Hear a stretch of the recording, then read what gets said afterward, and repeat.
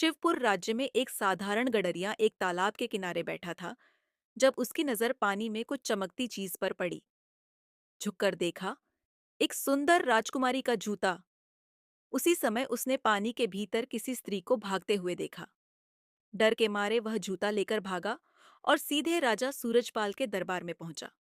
राजा ने तांत्रिक अमृता को बुलाया और उस जूते के रहस्य को सुलझाने का आदेश दिया। कुछ सप्ताह पहले राजा सूरवीर अपने मित्र देव के साथ शिकार पर निकला था। देव ने पहली बार मना कर दिया क्योंकि उसकी पत्नी गौरी और बच्चे भूखे थे।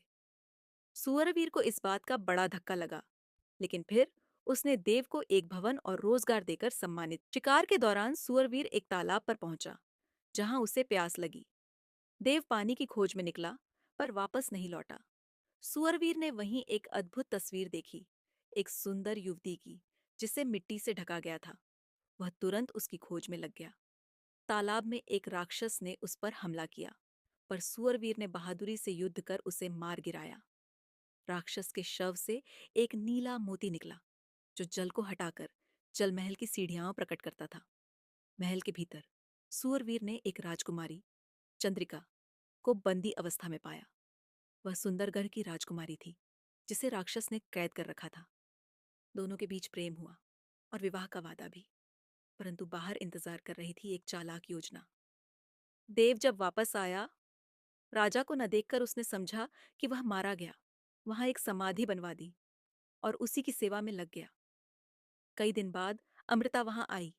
उसने चतुराई से राजा का विश्वास जीता और राजमहल में जगह पा ली। एक रात उसने चंद्रिका से मोती मांगा और छल से हथियार लिया। सूरवीर को भ्रमित कर चंद्रिका को कैद करवा दिया और स्वयं रानी बनने का सपना देखने लगी। अब चंद्रिका सूरजपाल के महल में बंद थी। वह उसके सौंदर्य से मोहित था, पर चंद्रिका ने साफ कह दिया, चंद्रिका, मैं शिवपुर के राजा सूरवीर की पत्नी हूं। देव और सूरवीर की मुलाकात फिर हुई।